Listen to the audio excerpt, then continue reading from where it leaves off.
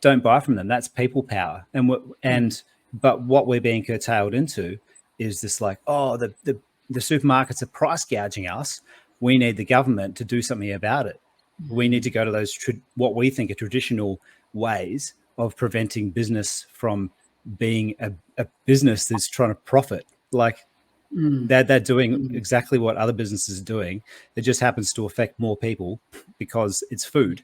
So, and what we're not standing up ourselves. We're just going to the government to fix the problems. And I feel like that's what we're doing with this Royal Commission as well. We're just going, oh, well, we've got these things in place to sort it out. We'll just use that. And then the government will investigate themselves, essentially. The government will investigate themselves. Yeah.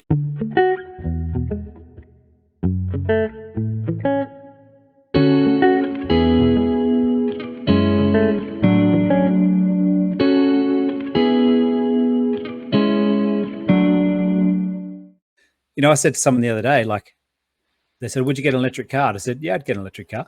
They're like, you'd get an electric car? And I'm like, yeah, the technology needs work. We need to find a better way of getting batteries and the minerals out of the earth. But I think ultimately, do you want to burn fossil fuels for eternity, do you? Like it's not, ultimately that's not good for the environment. Like not talking CO2, but you look at the amount of oil spills there are around the world and how much pollution, and it's usually sort of shipped off to third world countries as well. And over there, they have an oil spill that you don't hear about in the news. They just leave it and fuck off. They destroy the Amazon. They do all sorts of stuff. But I feel like now, if you say these sorts of things in our community, you get lambasted for it. The way that I agree totally. Yeah, that's a really interesting point. Behind that, I mean, there was an interview a long time ago, and he wouldn't have been the first one to say it, Majid Nawaz, who was on Rogan's podcast, and his analogy was with the printing press in the Middle Ages became the access to information for ordinary people. Well, today, the information is all out there. There's nothing really hidden from us anymore. The only strategy is to confuse. And things like that and all of the kind of things that people talk about today, whether it be flat earth and all these other things, you can run into a room full of people that you might find you have something in common with, but then the conversation becomes about something that's completely esoteric and unrelated to the core issues that we all face. And you find yourself arguing about it and at odds with these people, and you can't form a united movement. And I don't think that's accidental. There's this purity spiral issue where if you don't tick the box for this, and the other position, you're obviously a shill, you're controlled opposition, or you're not fully awake, so you can't be in our club.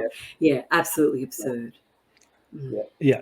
I just listened to a podcast the other day with David Martin and Alex Zek, and Alex Zek's just there, just trying to take David Martin apart because he's not giving the right impression to people that he doesn't believe in viruses and that blah, blah, blah. And he's like, David Martin's like, it's not my job. My job's just to show what's been written down legally in contracts. He goes, I'm a copyright guy. So that's my way of getting the truth out. So the whole thing was Alex Zek, just having a go at him. And I'm like, how is this constructive? It's absolutely not. It's the very opposite. All it's doing is creating division, confusion, and causing people to scatter their energies in 1,000 different directions rather than, focus them in. But this is deliberate. In my view, this is deliberate or by design. I mean, people understand that the internet is a repository of all information. If you want to find something out, you can find it out. But your ability to understand what is wheat and what is chaff is dependent on many factors. And what you come away with reading and thinking, yep, that's reliable information, or that's a fact that I can rely on, somebody else will come away and think, oh no, that's propaganda. That's not real. I still want to believe that the Earth is flat. And I've met intelligent people that will tell you that the Earth is flat. And now and then I kind of think, well, maybe they're right. We are so bombarded with opinions that are completely unrelated to what we should be worried about. CBDCs, the takeover of all of the farming land by individuals or cartels, the core issues that really matter, we're not talking about because we're arguing about whether the earth is flat or not. And yeah. even, which does it even matter? Yeah, it's beyond ridiculous. Beyond ridiculous. Yeah. It is, and I see like so many people getting caught up in the Woolies thing, like, oh, the supermarkets are price gouging, and you're like, go shop somewhere else. Yeah. Go to your local grocer. Go get your meat from the farmer. If you can't get that, go get them from the butcher. Yeah. Don't shop there.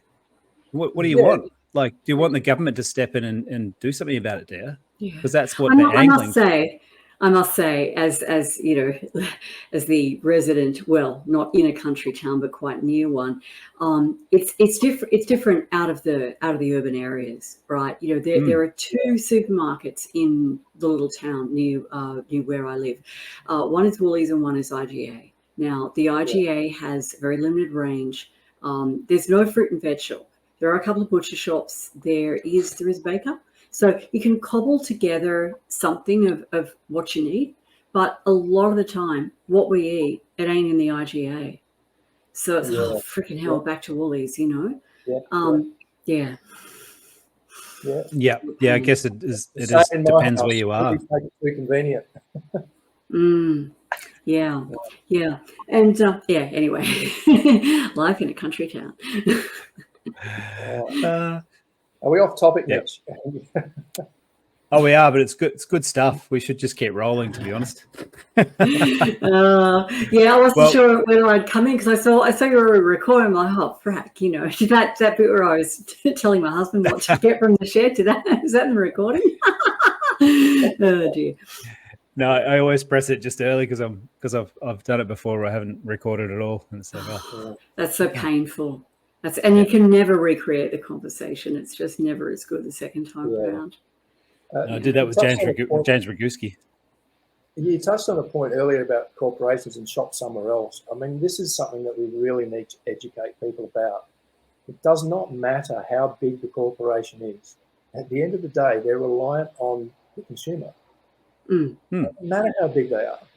If you can get a consumer awareness of taking your money somewhere else, voting with your wallet, then it has an impact. And if Banducci's step down was related to an $871 million loss at Woolworths, then it shows that people are shopping elsewhere where they can, but it makes an impact. Yeah, it certainly does. Yeah. Certainly does. I've noticed a big change in the way people use cash as well. We're seeing a lot more cash coming through.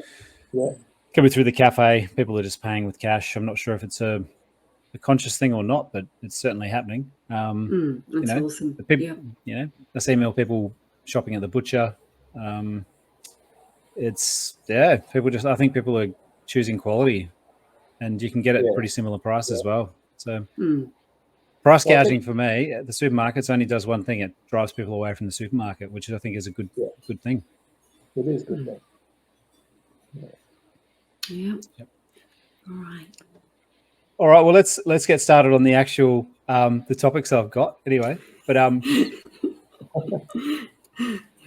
think a lot of this sort of crosses into it. So we'll go through the mRNA study first, and then we'll go through the letter. We won't spend too long on the mRNA study. I'd rather discuss the letter a little bit and just what that means. I won't read the guy's name out because obviously we didn't have permission to do that. So, so we'll start there anyway. I talked about it with Michael, but did you actually read what the study was about? I read the study, and I have to admit I sort of got to the summary of it. It's quite dense, and if you're not a scientist, it's a bit hard to dig into the details of it. Yeah, I think the article at Becker News is probably the best one I read of it. It was pretty. It went into quite a bit of detail, so that's why I've got that there. So I'll just go and read that one out first, and then we can discuss it and go into our mate Helen Purtousis-Harris, who, funnily enough, I was saying, Robin, that we were going to actually do a whole episode on that interview, so we can I already had the notes there about it. So Oh yes. I remember that one. Yeah. Yep. All right. Well, I'll do the intro and we'll get started. All right. Welcome once again to the Stand Up Australia podcast. Stand Up sits down with a contrarian conversation, rebutting the mainstream narrative. So we have a special guest today, as well as our co-host Robin. We've got Michael Calautti from. I almost said it wrong again. I always freak out when I'm about to say your last name because I'm like, oh no, I'm going to get it wrong. Yeah. We got Michael Calautti again with us, who hasn't joined us for a while, but he's a wealth of knowledge, and it's always amazing to have him having a chat to us. So welcome again, Michael. Hi. Good to have you back on, Michael. And what's going on over in WA at the moment? Oh, that's an open question. What's happening in WA? Well, we like everybody are dealing with the weather and the degree to which some people believe that's being manipulated by different forces.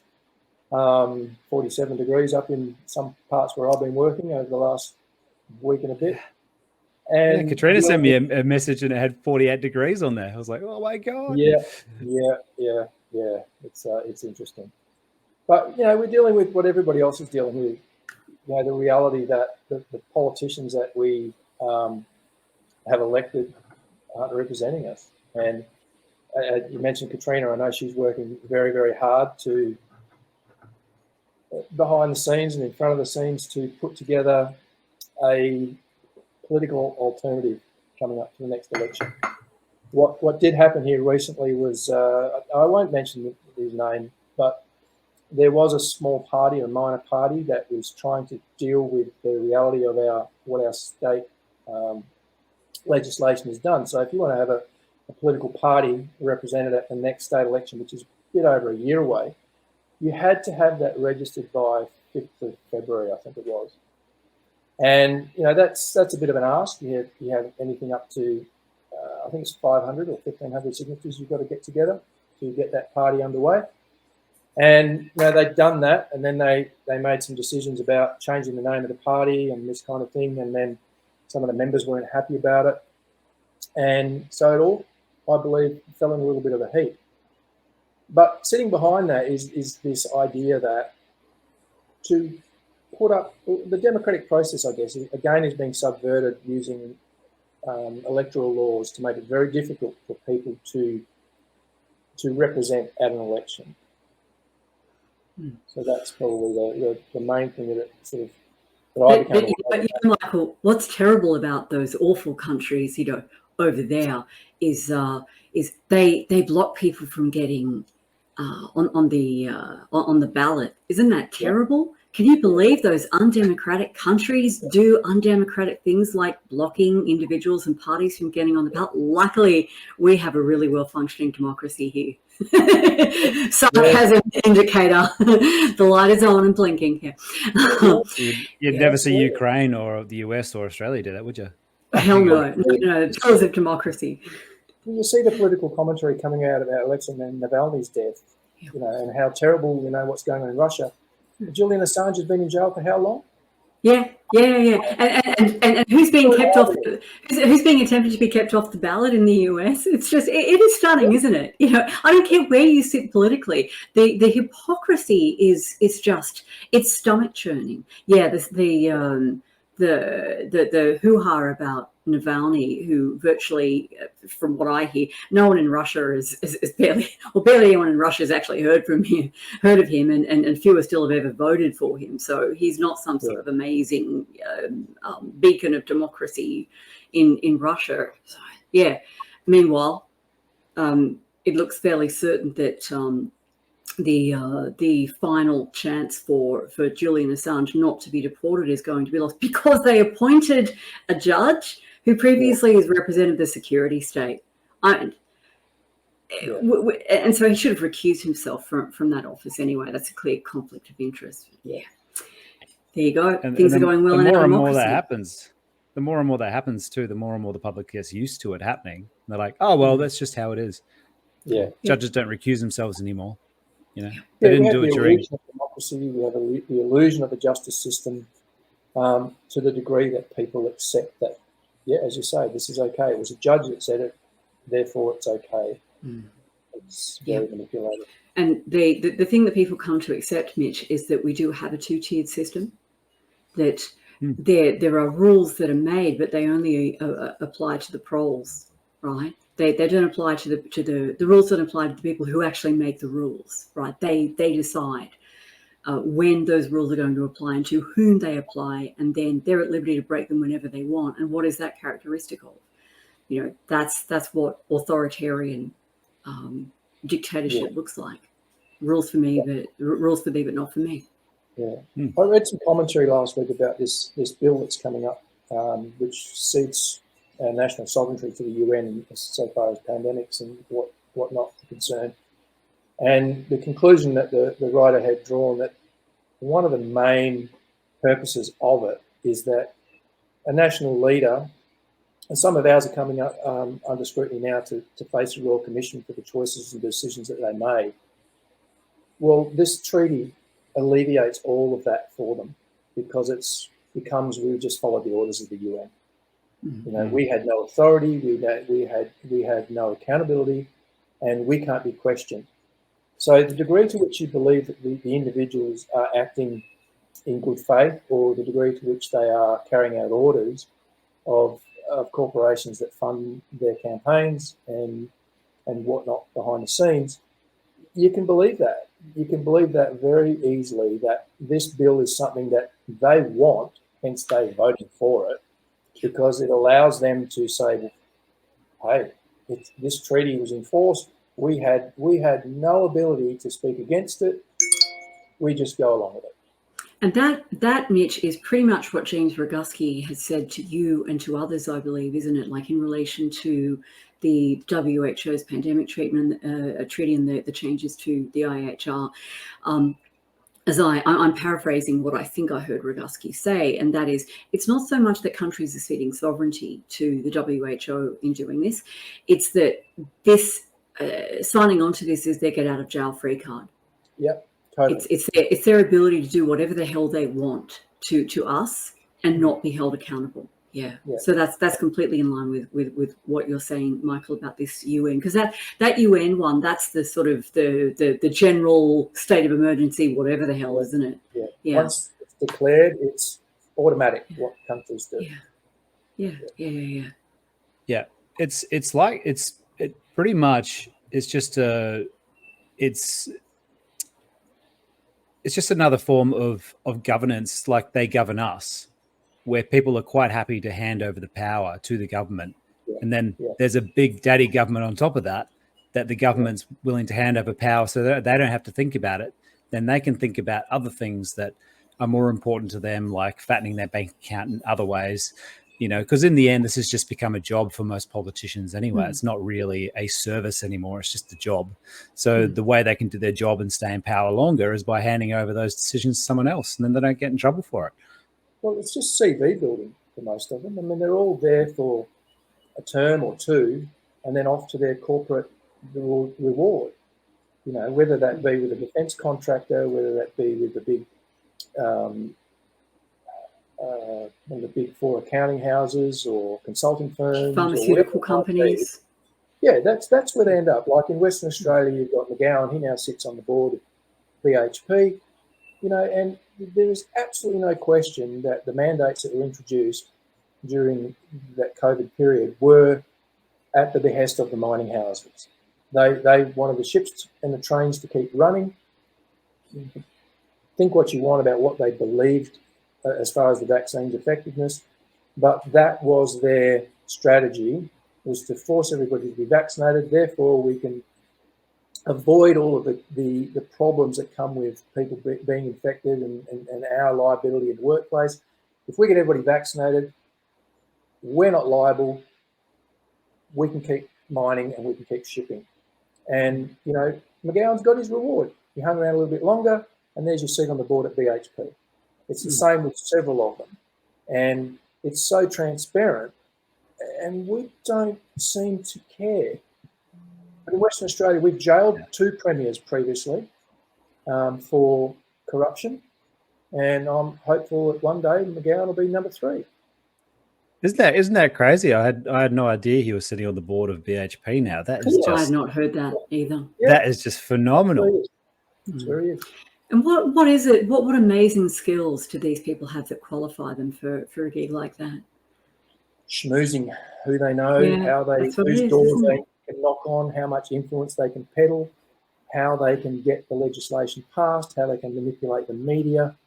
You know, like any other skill set, you know, once you get into a position of authority like McGowan held, who you know and what you can get done on behalf of other people is your currency.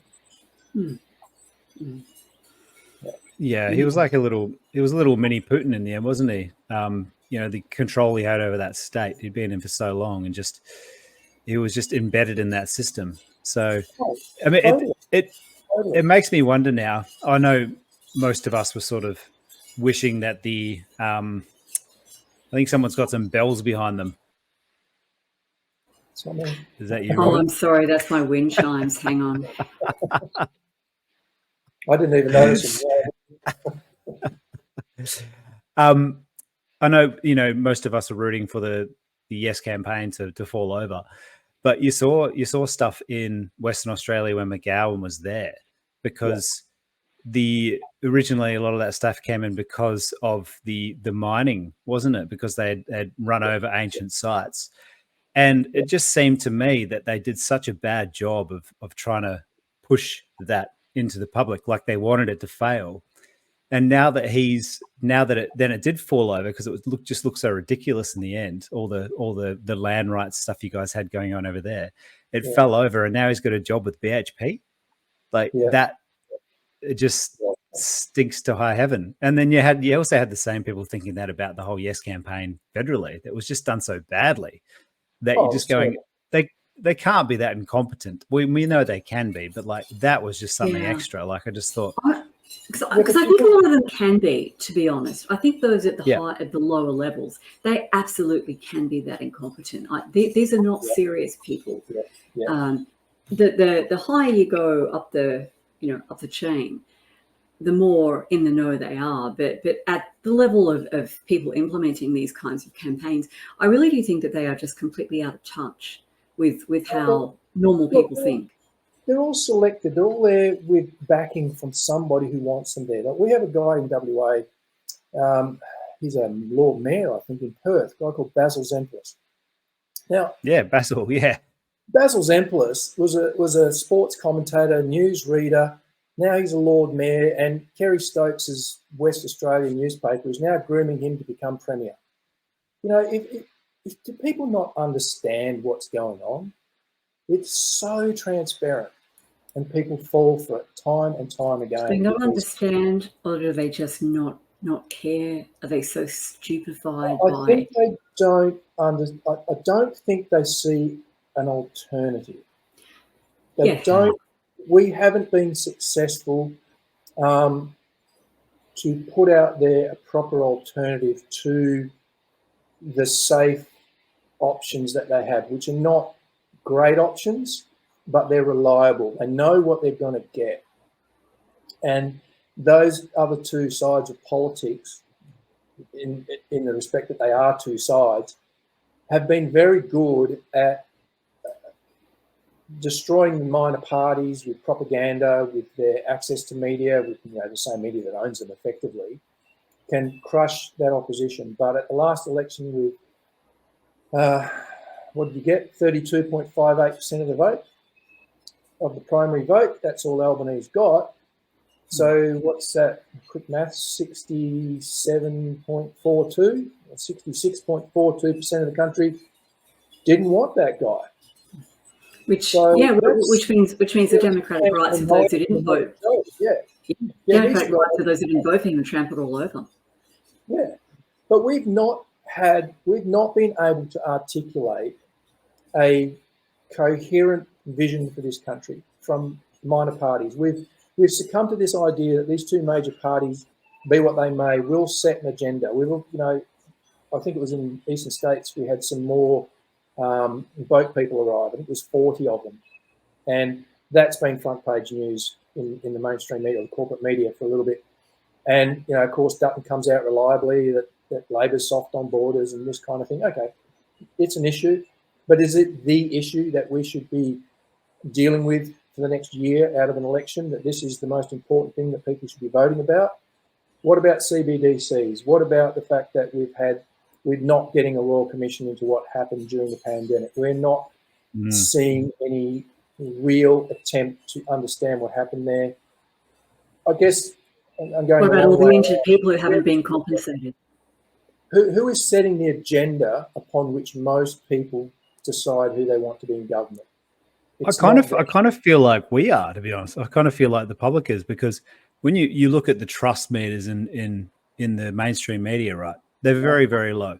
But the mainstream media still seems to be setting the public opinion, even with the people that don't believe it. Because even in our communities and stuff, even with the way that we think, the same sort of people that would think like us, we look at, let's say, like a COVID study that we're gonna sort of discuss later on.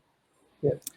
That was all of a sudden that was big news because it was in like one of the mainstream newspapers. Like, oh my God, look, it's official now. It's in the mainstream news. It's like, no, it was official before, just because the mainstream news printed it. So, but we still seem to be falling into those old program, like that old program of thinking that the mainstream news, if they've printed it, even though we don't believe in the mainstream news, if they've printed it, then we need to be talking about it. And that seems to be what's happening. That's why they still have so much power, even though nobody believes it. We might have 20%. In other words, we're reacting to them as opposed to setting the agenda ourselves. Our talking points are reactions to theirs rather than a new set of talking points. Yeah, we're being reactive. When we can get those important talking points on the front page of the newspapers and the corporate media, then we've got a different game. You know, but do you think Michael ever would? I mean, considering what they are, they're propaganda. It's got to be in their interest.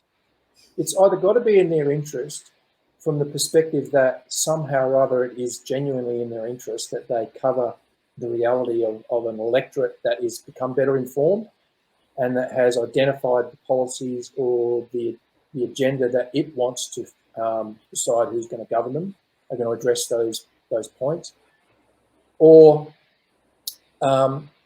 they've understood that they are no longer where most people are getting the news from.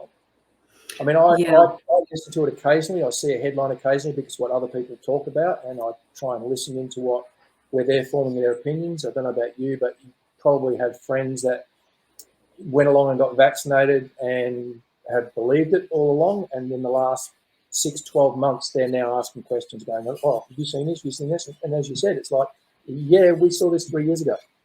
You know, and we were trying to tell you 3 years ago. Yeah.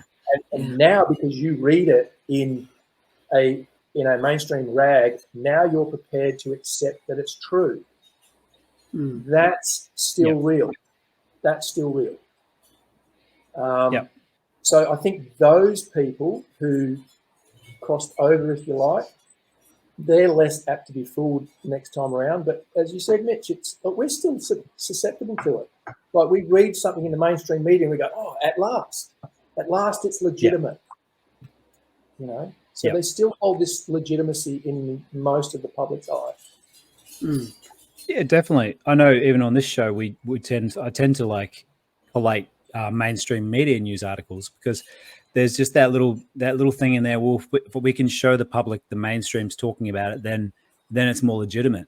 Like rather than I know, and half of that is because I know that people aren't going to read a scientific journal, and they're not going to read like sites like, you know, I'm looking at the Becker News article right now, for instance. I'm going, Becker News, what's that? You know, that doesn't mean anything. You know, that's not in the Age or the Herald Sun or, you know, or the Courier Mail. So half of it is that, but the other half is that programming, and we've all got it. We've all got that programming still embedded in us because we've grown up with it, and it's very hard to get rid of it. You can recognize that it's there, and you can step back from it and push it behind you and go, hang on, no, that's crap. But yeah, it's to get rid of it completely is almost impossible. Yeah. I think there is a generational change that's going on with that, though, because, you know, I grew up in the 70s and there were only, what was there, Channel 2, 7, 9, 10. You know, this was in Sydney. Yeah. I forget when SBS came in, but there was one main TV in the house, and then a little tiny one, which initially it was black and white. I remember when I was really young, and we had the news on when we ate dinner, which is a bad idea because my dad was one of those people who ran to the TV. So whenever there was a politician on, yeah, the digestive vibes weren't that good at my place. Anyway, my point is, the evening news was it had this aura of legitimacy. Yeah. You know, and there were newsreaders, and you knew that everyone in the country was either tuning into, you know, this news station or that news station. They basically said the same bloody thing, right? So it didn't matter whether you were tuning into 7, 9 or 10 or whatever the hell. And now that's not the case with the young folk, you know, because they don't watch the 6 o'clock news and they don't buy the newspapers, and they actually get their news through social media. They learn about the world through listening to Joe Rogan or, you know, any other video cast, podcast, whatever the hell, right? So there is a generational change that's happening in that regard, Michael, where we don't, it's more for older folk like us, where, you know, we see it on the front page of the Sydney Morning Herald and go, oh my God, it's actually, you know, it's broken the mainstream. Well, yeah, for those of us of a certain age, but the younger ones are not really paying attention to that. Yeah. No, but I kind of feel like we've gone full circle now, though, because you had the olden days, like when we all grew up, where we just watched 3 channels. I remember 3 channels were on the TV, and you had to watch those, and then the news was on, and that was the news. You know, don't forget the test pattern that came on at like 10 o'clock or something. Yeah. I'd wake up in the morning wanting to watch cartoons, and that thing would still be on. I'd be like, oh. Over for the day. Yeah, I have to wait another half an hour to watch my cartoons. But so we've gone from that, and then we've gone to a point where we couldn't access anything. You know, you remember going on YouTube and you'd just be sent down like a conspiracy black hole.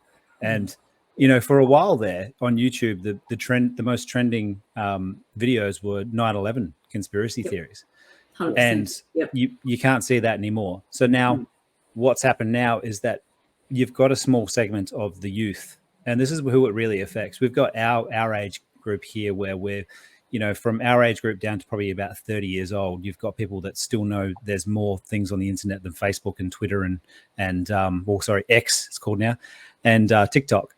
But the youth now apparently are getting, like, majority of their news is coming from TikTok or Instagram or Facebook. And so with what's happening with censorship, people are being funneled into the same 3 channels that we grew up with again. So good point. So they're able to push whatever agenda they want through these channels. You still get the occasional algorithm slip where you can see what's actually true, but ultimately the algorithm is feeding these people the same shit that I think though they can see the functioning of the algorithm very, very clearly, though.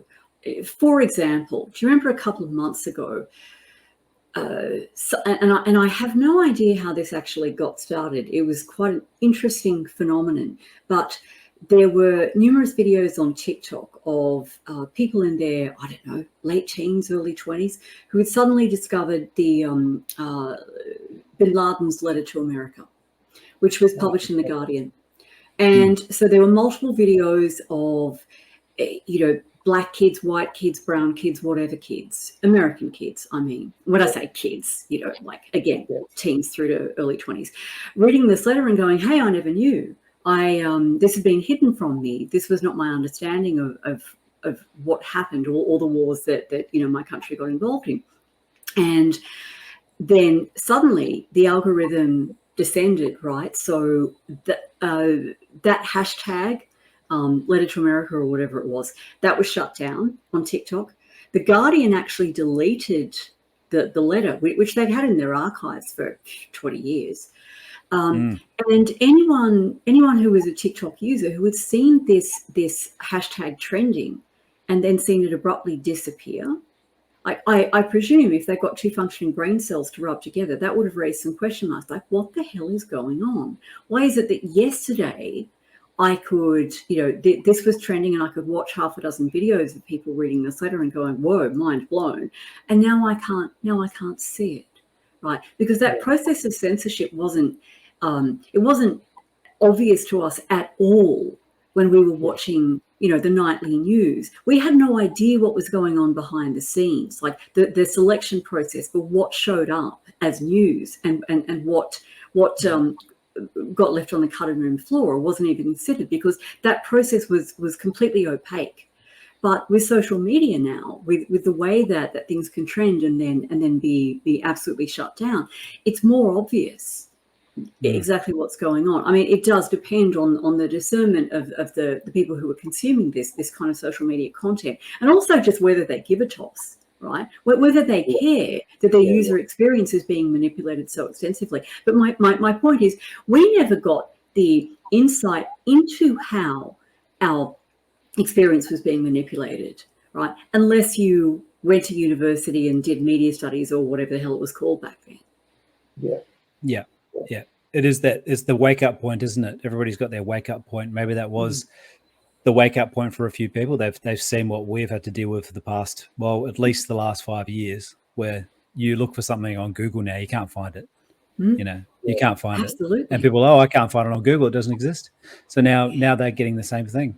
For me, it was a pharmaceutical industry wake up call for me, like 20 years ago, with a supplement that I took to basically cured my anxiety and depression, and that woke me up to everything.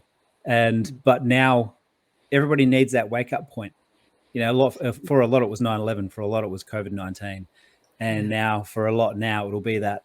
Well, hang on, I thought they attacked the US because they hated our freedoms. That's what I got told. That's and that was the power of this sort of brief moment where this. And again, I mean, how was it that these kids started stumbling upon this letter, or was that all manufactured? Like how did that actually happen? Because that was never explored. It was just, this whole topic of conversation is getting shut down. It was also a very interesting demonstration of the fact that TikTok is not Chinese propaganda, right? Because if it was, the Chinese would have gone, let's keep this one trending. It makes the US look really bad.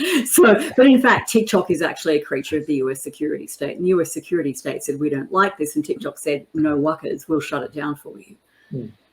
And what is the US security state?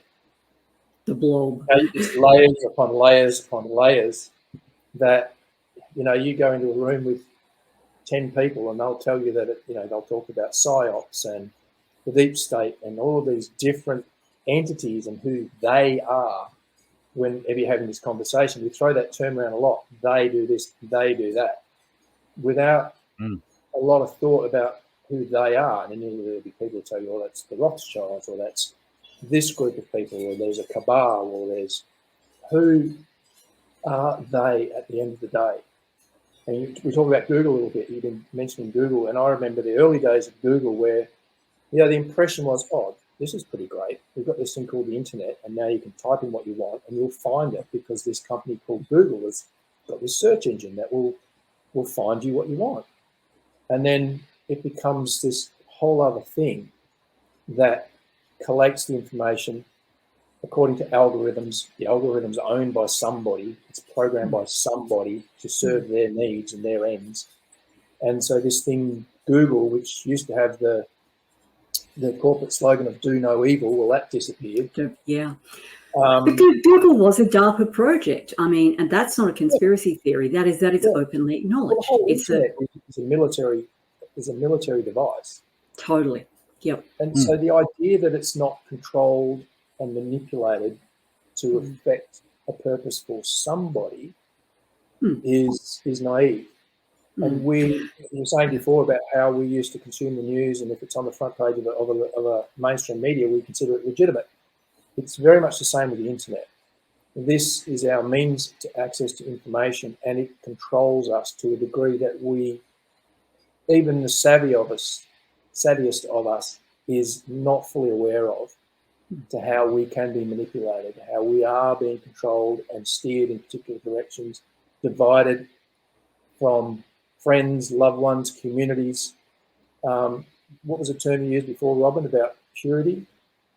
The purity spiral. Yeah. The purity if you're not spiral. on board with all of my beliefs, you can't be in my club. Yeah, yeah. And I think that there, if there's a they, and I believe there is, I don't have any opinions about who they might be, but this they understands very well human psychology. And if we can be divided into smaller and smaller groups, ultimately groups of one, living alone in our tiny little, our little dormitory in a 15-minute live in the pot that eats the bugs. Yeah, getting all of our food from Uber Eats and deliveries from Amazon, using a CBDC, we will never rebel. We will never be able to. And once it's locked down, they have us. And this takeover of the farming land around the world, well, I heard a discussion recently about how money, or how the inflation that's going on around the world now is stealing from us, which it is.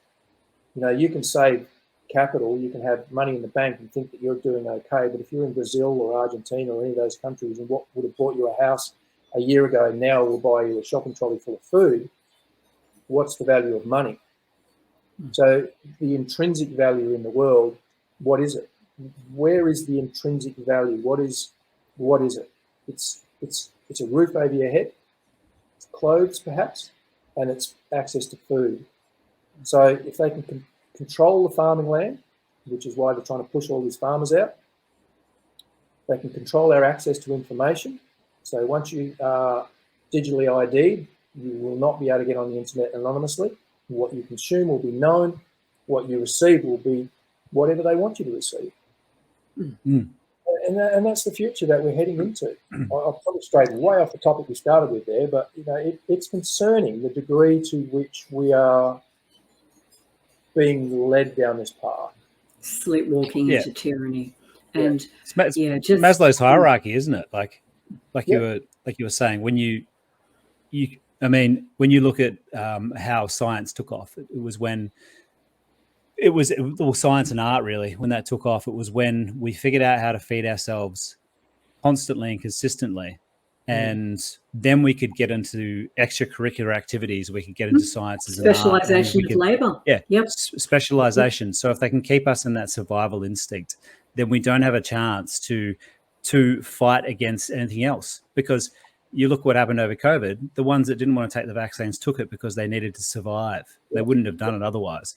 And I mean, there's so many different agendas at play.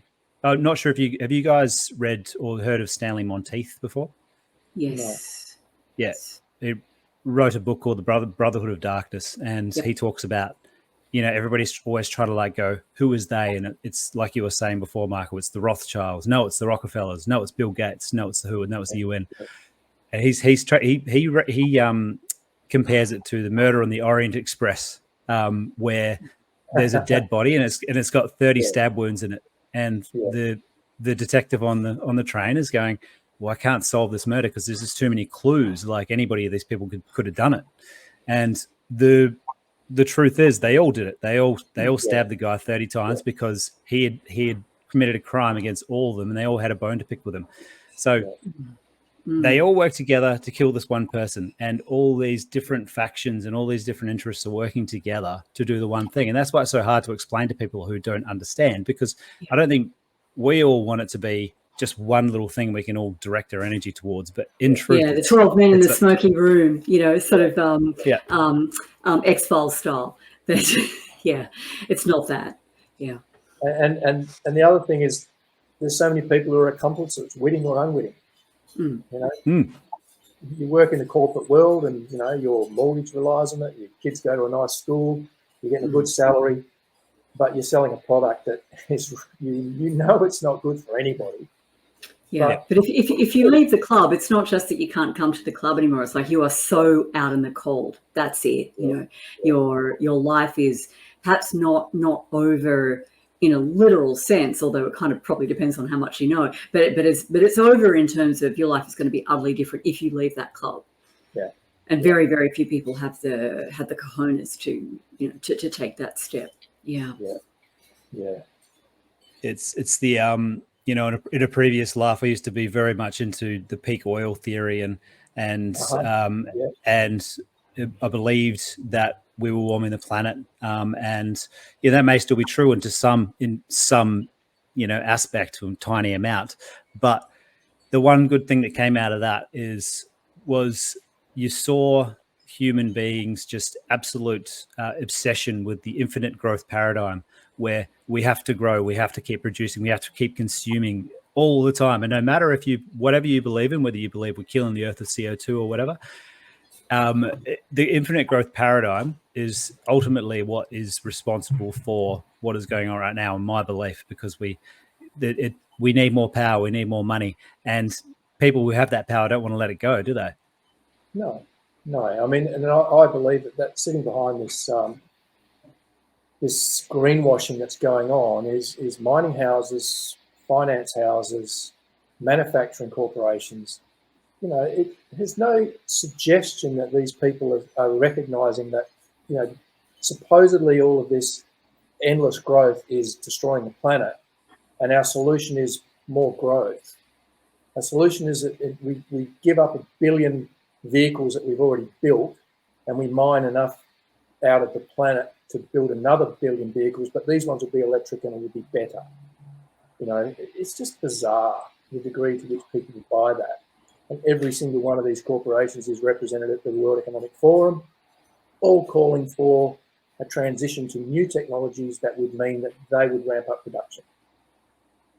It's so transparently stupid.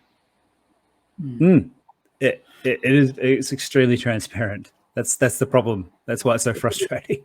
You get people gluing their hands to the road, supporting these companies that want to keep mining and destroying them. Well, I don't think they're destroying the planet, but but these people's idea is that this is destroying the planet, but we'll do more of it to save the planet. With a product that's most likely made of petroleum. A clue. Yeah, quite frankly, though, the ones that I find even more disturbing than that, though, are the degrowth people. The ones who say that the only way to save the planet is for us all to live in our pods and to only buy 2 new items of clothing a year and never go on holidays because that's polluting Mother Earth. You can visit Greece with your VR goggles, and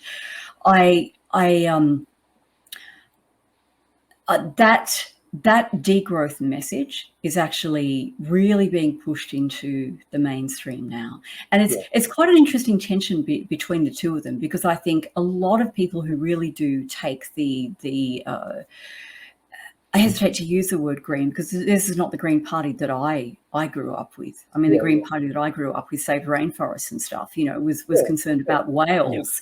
Yeah. Now they don't give us toss if there's a wind farm, if there's an offshore wind farm that's absolutely messing up whales' navigation, like whatever, it's all for Mother Earth. So, so you've got a lot of the people who do believe, this current incarnation of what green thinking is, they have recognized that, there is no way that you can provide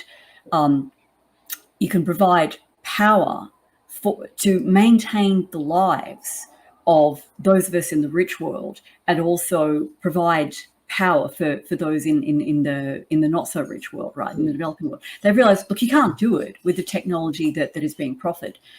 You can't do it with wind, you can't do it with solar, okay? And for reasons best known to themselves, they're mostly anti-nuclear.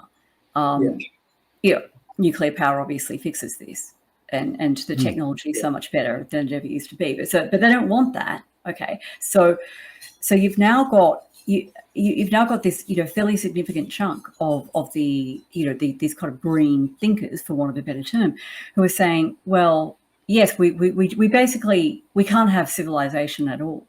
We have to have this degrowth, which is it's a command economy. There's some kind of central planning body that allocates energy. I suppose it's the 21st century version of technocracy. It's what the technocrats of the 1930s came up with. You're going to have energy certificates, and the great and good amongst us will figure out exactly how much energy you're entitled to, and they'll know the energy cost of absolutely everything. And that is being incarnated in this new version of the green agenda, and it's frankly terrifying. And I've actually heard these people say that in order to save Mother Earth, people have to start reading Marx again. I'm like, did you not notice how that turned out previously? Yeah. That has never gone well. And don't tell me it's just because no one's ever done it properly, because there's been quite a few stabs at that, and they all ended in tears. But this is what so they scare the pants off me. They are far more scary to me than the ones who want to put the offshore wind farms right in the way of wild navigation routes, as terrible as that is. Yeah. And you look at everything seems to be going that way too, doesn't it? When you look at the trans agenda, I mean, obviously if you're trans, you're going to be chemically castrated, so you can't have children. Yeah. You're pushing the, not that I've got a problem with homosexuality at all, because I don't, but it's been pushed to a point where you've got people who aren't even homosexual deciding that they're not going to have children either. And then you've got people poisoning themselves with all sorts of things, mRNA, just bad food, bad lifestyles, medications, which is going to make them infertile. You see sperm counts falling all over the world. Then, like you said, you've got the power consumption we need is not going to be looked after by wind and solar, or not, at least not in the next 20, 30 years with the technology that we've got. It just all points in direction. And I hear young people all the time saying, I'm not having children because I care about the earth. And these degrowth Marxists take that is one of their policy planks, that humans have to stop breeding, right? That is an explicit element of their set of policies for saving Mother Earth. You can't have babies. These are really concerning people. Yeah, you're right. They do stop you in your tracks, and you just kind of, you can't. The ideology and the logic which they use to advance or attempt to advance an argument is so bereft of facts that you can't. What do you do with them? But don't you know, Michael, facts are just from white supremacy. It's like maths. Yeah. Oh, look. Yeah, I follow the and reading. I follow the news the way you do, I think, and it's alarming the degree to which you can have a conversation with somebody that is thoroughly invested in their perspective and be completely evidencing the degree to which they have been manipulated to come to the conclusions that they have. That the world's overpopulated. We need to get rid of people. And even the green agenda itself, like global warming, the oceans are rising. You can find multiple photographs or evidence of the level of the ocean or the level of rivers in major cities 100, 150, 200 years ago. It is exactly the same as it is today. And yet apparently these glaciers are melting everywhere. I can remember reading 20 years ago that the people of Kiribati were really concerned that they were going to basically lose their island. Like, do you know what? Kiribati is still on the map. They still have an island, or multiple of them. Hundreds of these predictions being made 20 years ago, 30 years ago, 40, peak oil you mentioned before, Mitch.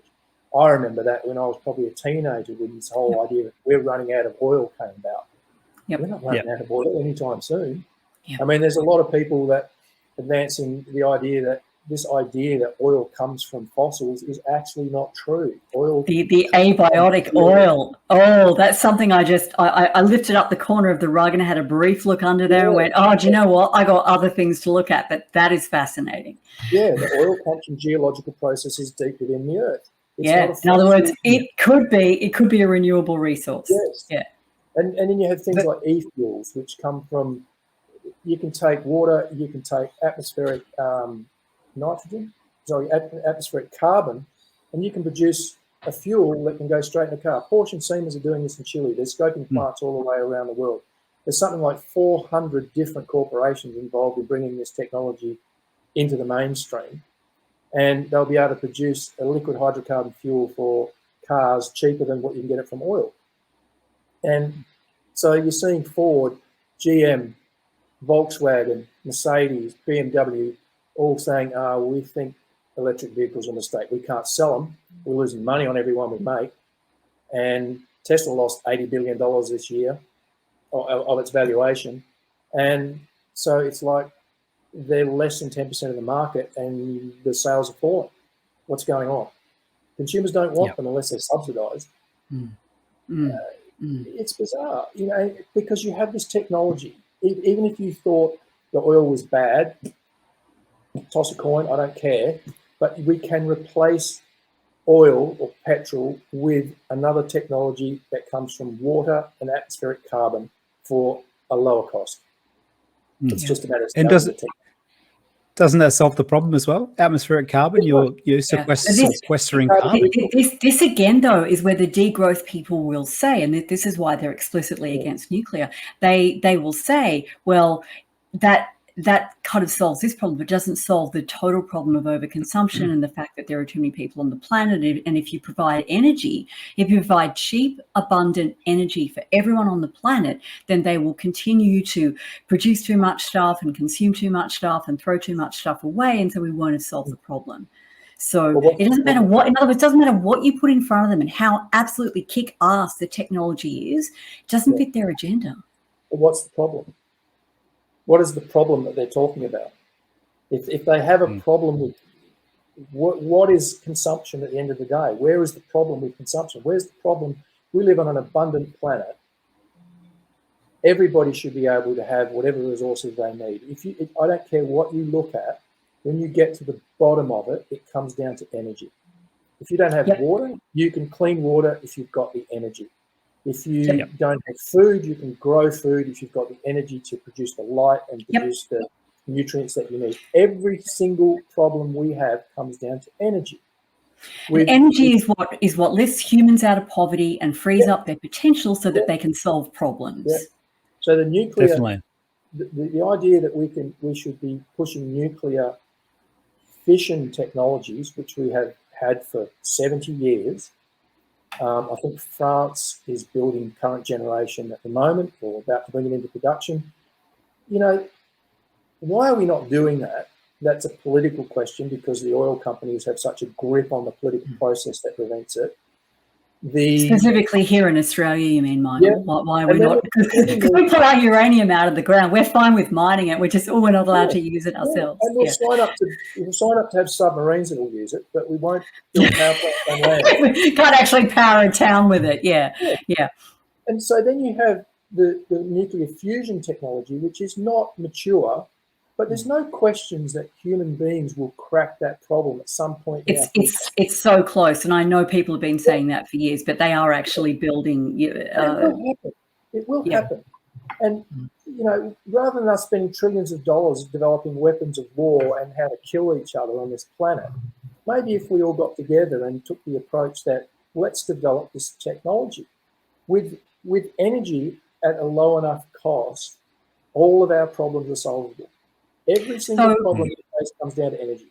So to go back to answering the question that you raised before about the degrowth people, and just correct me if I've misunderstood your question, but your question was like, what is these people's problem? You know, we have various forms of cheap, abundant energy. What is their problem? Here's their problem. That would actually increase autonomy among humans. And if you really, so, you know, what is degrowth? It is essentially a neo-Marxist ideology.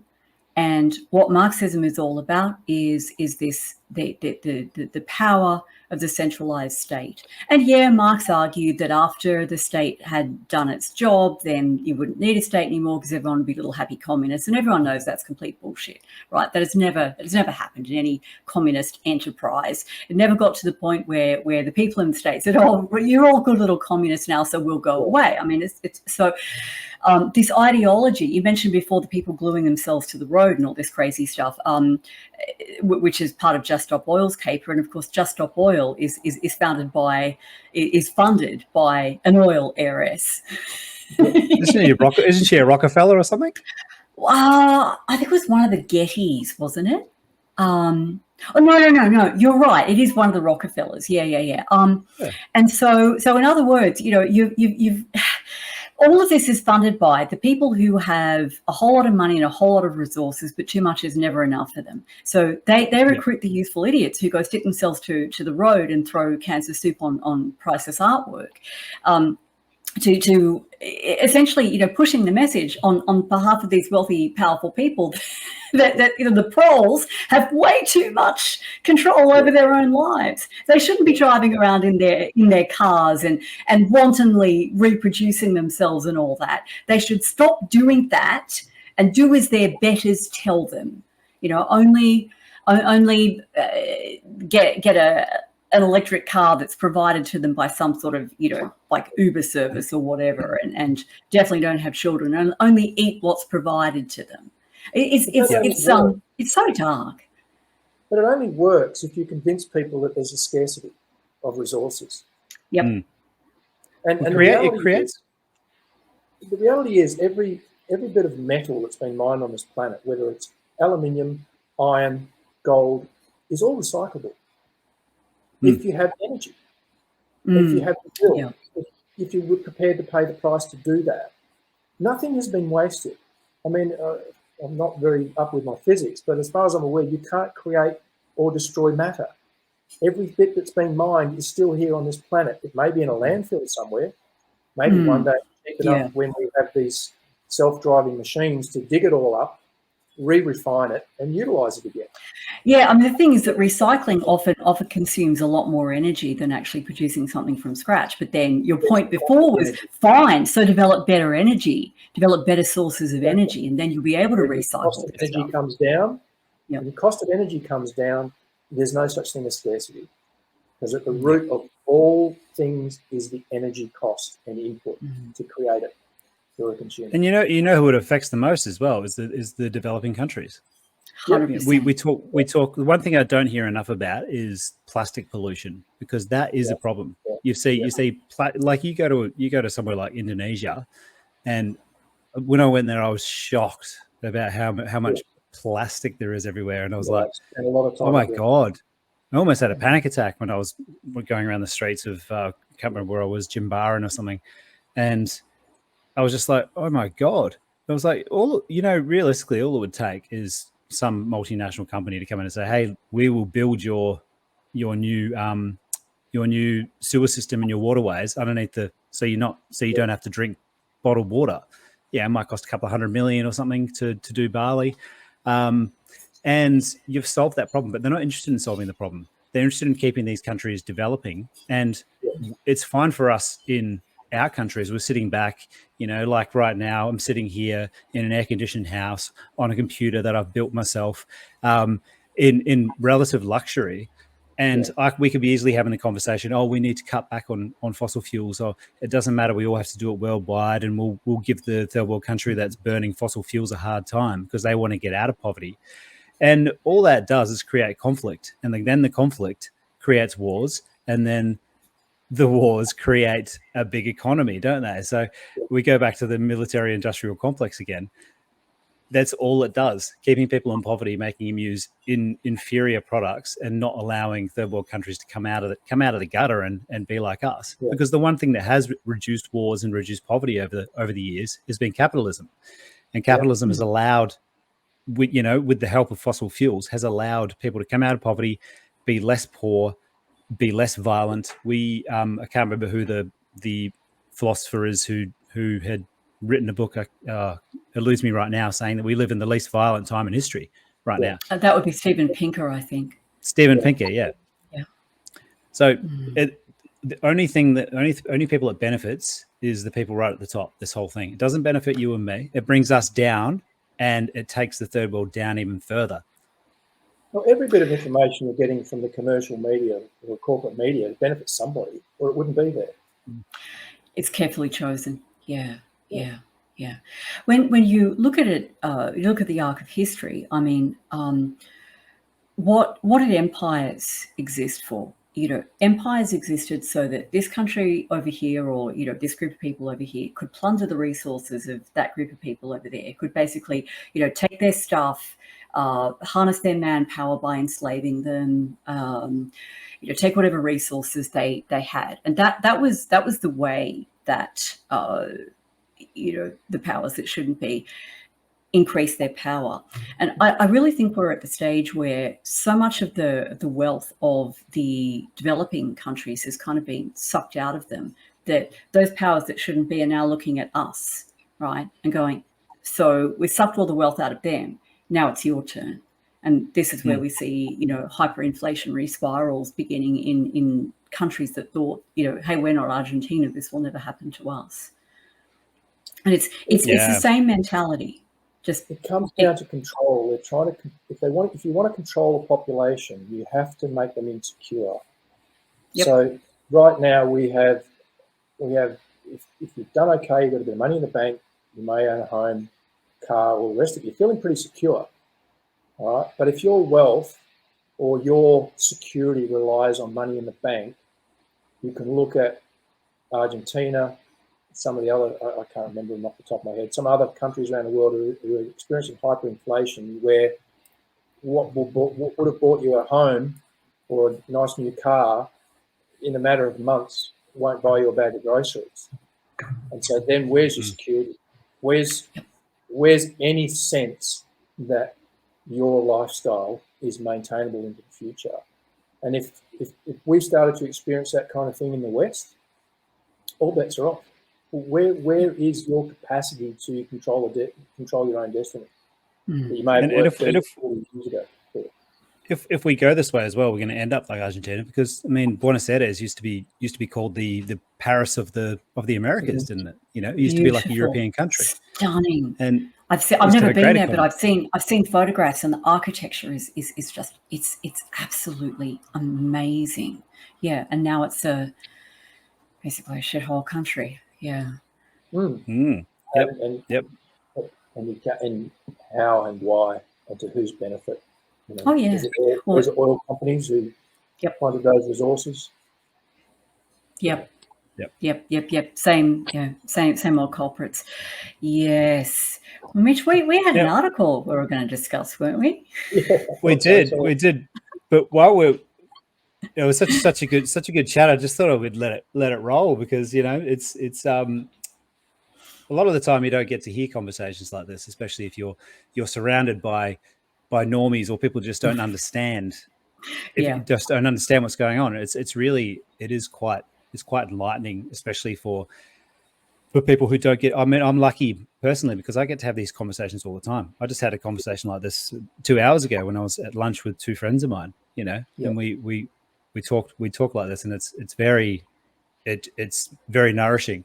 So it's good for other people. Yeah, you're right, Mitch. Not that many people have this. They really don't. And that's very, very isolating for those who have woken up to all of this and are still living in normie land. Definitely. So I feel like we've got a good platform here where, What's that, Michael? Time we became the mainstream. Working on it.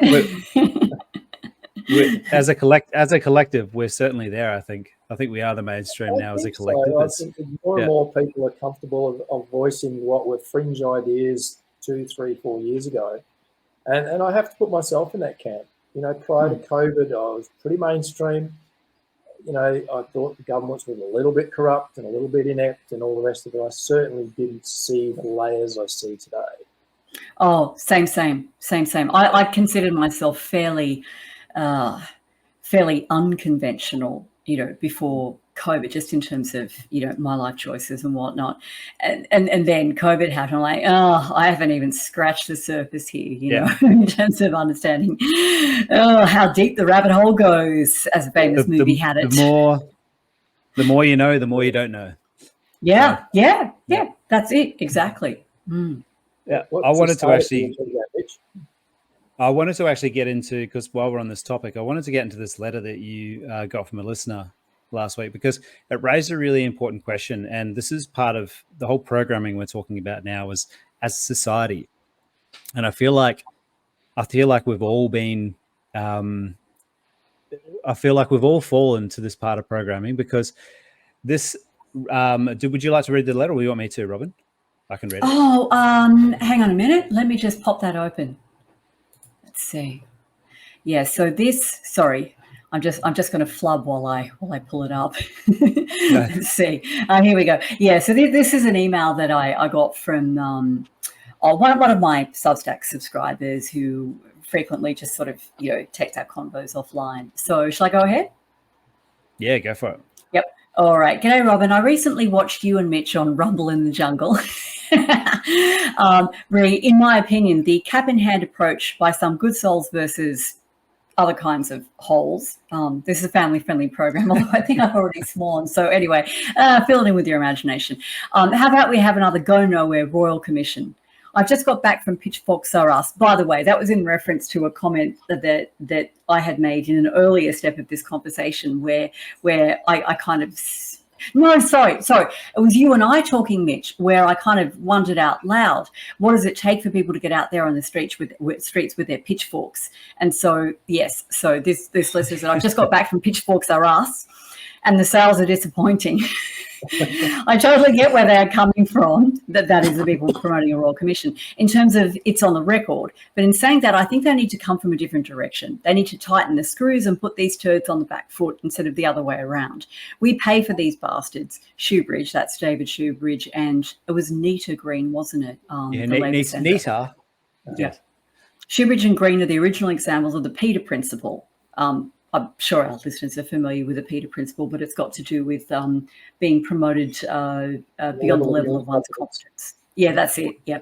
They're the blockers of this world, just like that creature, Katie Gallagher, who is the Senate. What's her role in the ministry, Mitch? I think we nailed this down.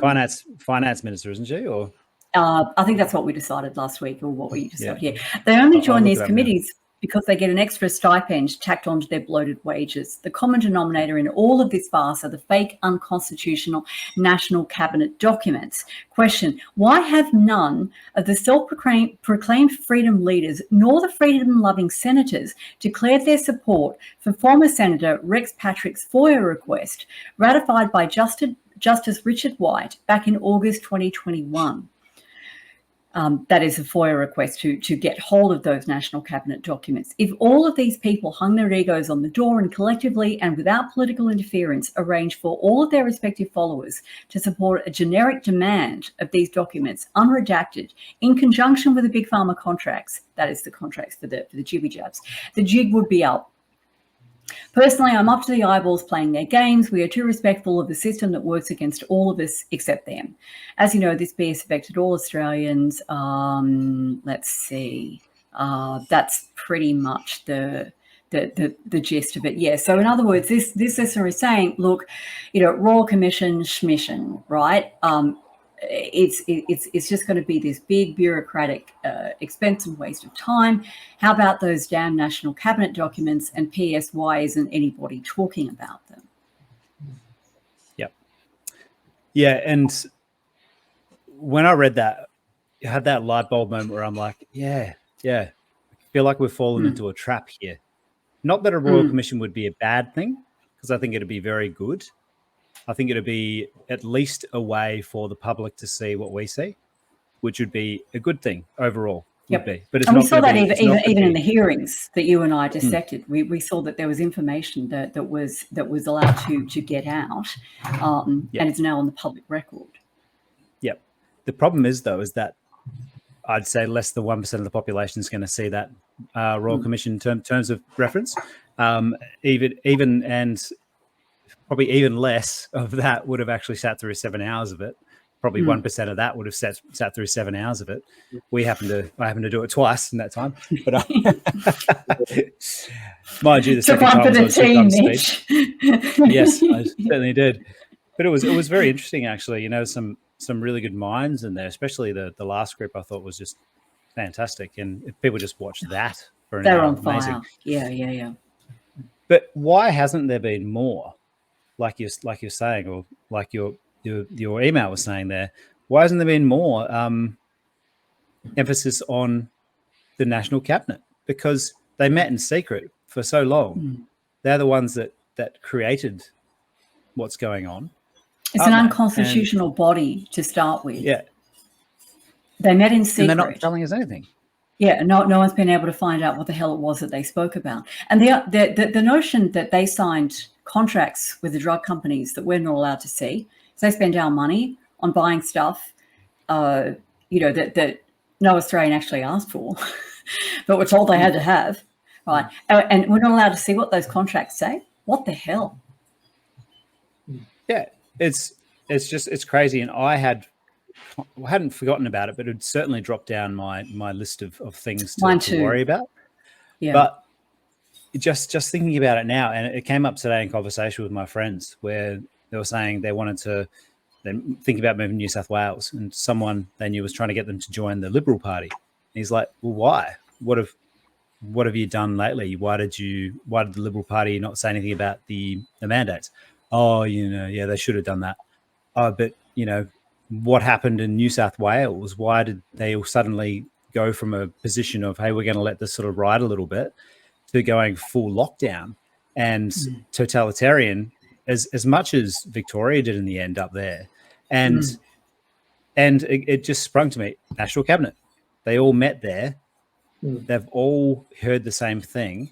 And it's turned someone like Berejiklian, who was quite sensible at the start. I thought she was out of all the premiers, she seemed to be one of the more sensible ones, even though she still followed along with things. She went from that overnight to just locking down the state.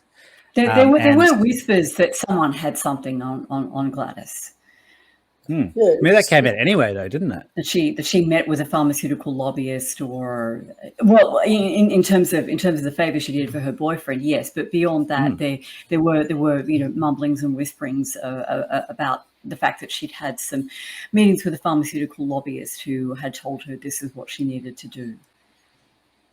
Yeah, it speaks to the degree to which we accept that these people that are elected into these roles can completely ignore any kind of scrutiny from the public because they just don't talk about it.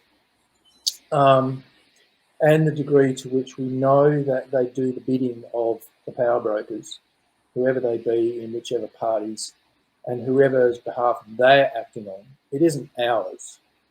And so documents like this that allow some transparency so that people can look at that, people are interested, and as you say, it's probably less than a fraction of 1% of us who spend the time or want to spend the time, dig into those documents and say, well, this is dirty as. Whose interest are these people working? And it's all in those documents. And it's all. So where is that up to? I mean, so Rex Patrick put in that FOIA request. Where is it up to? Does anyone know? I'm not quite sure. I'm just about to search it now. But I haven't heard much about it. Like, I mean, I did hear it referenced a couple of times during the terms of reference about the committee, but I don't remember it being in the terms of reference, proposed terms of reference. I don't even remember. That's actually really critical. Yeah, you're right, Mitch. I can't recall that either. I don't know if there was a single mention of the National Cabinet. Yeah. So it says here, Rex Patrick to challenge denial of I'll share the screen. Hang on. Okay, so his FOIA request was denied. Oh, big surprise. Rex Patrick, here it is. So it looks like they got him on a technicality. So it says Rex Patrick to challenge denial of FOIA request based on ministerial portfolio changes. Court to consider rule that keeps large swathes of government documents secret by denying. So what happened then? By denying freedom of information requests. So it says the practice of using ministerial portfolio changes to keep large swathes of government documents secret is severely undermining transparency and accountability. The federal court will hear on Monday. Rex, who marked himself as a transparency campaigner during his time in the Senate, is mounting a legal challenge against the common method of denying freedom of information requests for documents held by government ministers. So it looks like it got blocked by the government saying it's too important to release to the public. But this is from 7 months ago, so I'm not quite sure. There's from September in a renewed legal fight, and 4 months. Rex Patrick is in renewed legal fight over Australia's broken freedom of information system. Full bench of the federal court will hear the case. Yep. So it looks like it's at the federal court, and they could drag on forever, couldn't it? Really? Yeah.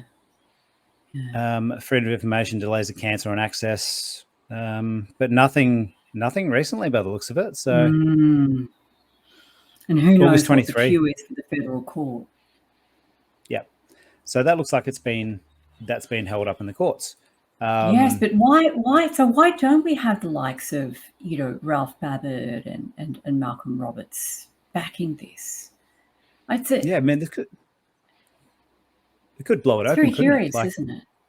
If they're trying to block it, there's something obviously very, very, very damning in there. This actually reminds me of I went to a talk which was put together by One Redlands, who is around my community area here, and it was during COVID, around the lockdown time, and businesses were being affected, and we had a few politicians there, one of them being Malcolm Roberts. And it's the first time I met Malcolm, and I got up and asked him a question. I said, why are the FISA documents redacted, and why isn't the Australian public be able to see them? There's only one reason in my mind that's happening, is because the government's made secret deals behind people's backs, and they don't want the liability. And his answer was very disappointing, actually. He said to me, "Oh, well, that's it's a commercial contract. That's just standard. Like there's legal things to think about in a commercial contract, and that can't be distributed to the public." And I just thought, what a piss poor response that was, because it's not. Yeah, and that's the response we get. Yeah, and look, I'm a supporter of Malcolm Roberts, but that, for me, he needs to change his way of thinking on that, because that's just not right. This is not 100%. a commercial contract. It's not in the traditional sense a commercial contract. No, I do understand it absolutely in a commercial is sense. not. yeah, absolutely. Yeah. No, not when they're using our money. Well, that's right. I mean, a commercial contract. Who paid for their jabs in Australia, right? It wasn't a thing that people purchased. The government basically stole our money from us to buy the shots. Under the terms of the contract, which we're not allowed to see, and then people were made to take the bloody shots if they wanted to keep a roof over their head. Like, in what sense is that a normal commercial transaction? It's absolutely not. Yep. Yeah, it's not. And unless we get answers to these, we're just going to be stuck with the government's preferred option, which is the Royal Commission. So it's like we were talking about earlier, Michael. I'm not sure if you were on the call at that stage, Robin, but we're talking about no, you were on the call. We were talking about the supermarkets, and why should we care? Like, what they do with their prices? Just go shop somewhere else. Don't buy from them. Don't buy from them. That's people power. But what we're being curtailed into is this, like, the supermarkets are price gouging us. We need the government to do something about it. We need to go to those what we think are traditional ways of preventing business from being a business that's trying to profit. Like, they're doing exactly what other businesses are doing. It just happens to affect more people because it's food. So, and what we're not standing up ourselves. We're just going to the government to fix the problems. And I feel like that's what we're doing with this Royal Commission as well. We're just going, we've got these things in place to sort it out. We'll just use that. And then the government will investigate themselves, essentially. The government will investigate themselves. And honestly, I just have recurring visions of Sir Humphrey Appleby You know, there are so many quotes from Yes Minister and Yes Prime Minister that are just so apt for our times. I actually got the box set of Yes Minister and Yes Prime Minister for my husband for Christmas. And you know, it's kind of it's dated in terms of its setting, but it'll never get old. You know, and Sir Humphrey Appleby telling Jim Hackett, you never appoint a commission of inquiry until you find out what they're going to say. Reference. You know, if you're skillful enough to frame the terms of reference, you get exactly the answer that you look for. Yeah. And the beauty of transferring attention over to the National Cabinet documents is you're not fart-assing around with these terms of reference. We just find out, what did they say? Yeah. What deals were made? Once the government figures out what that terms of reference is, and they've done this successfully and skillfully on a number of occasions, they then turn around and go, well, we had a Royal Commission. You know, the truth is out there. Go back to sleep, trolls. Go back to sleep. We've figured out how to manipulate your perception that you now know the truth and we're not culpable. Somebody else. Mind games. Yeah. I want to go back to the. Go on. Sorry, you go. What were you going to say, Michael? I was going to say that the most rapid Royal Commission I ever remember seeing was the one into Dondale. You know, because it was to a political advantage to get that call so that another side of government could be blamed when those boys were abused at Dondale Detention Centre. Within a week, there was Malcolm Turnbull at the time had a Royal Commission convened, and you know, you got findings that laid the blame squarely at the Northern Territory government and a few other people. But where you're dealing with both sides of government being complicit, you know, getting the Royal Commission is going to be very, very dependent on framing a set of terms of reference, getting the right justices involved to get the finding, you know, as Sir Humphrey Appleby so correctly pointed out, to be exactly what you wanted it to be at the start. Yeah. This is why I think Katie Gallagher was out of the loop when she called for a Royal Commission before the government got in, and then got privy to the information and then they said, "Oh, how about a nice finance minister's role for you? You can be the finance minister if you just shut up about the Royal Commission." Yeah, here's your payoff. Interesting theory. But this is the most recent one. I actually tried to get the guy Matt on today because he was part of this Royal Commission, but he couldn't join us in the afternoon, so I'm going to have to get him on another time. This is the Royal Commission into the Home Insulation Program. So if you remember this, the Labor government under what's his name? Kevin Rudd. Yeah. So I had highlighted this, but the highlights are gone for some reason.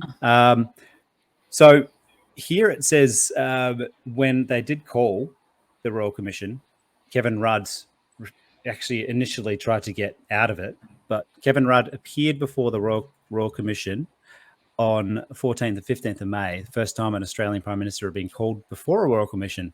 Much of Rudd's statement to the inquiry was redacted by the Australian government solicitor, claiming cabinet secrecy reasons. So exactly the same thing they're doing with what they're doing with the National Cabinet, right?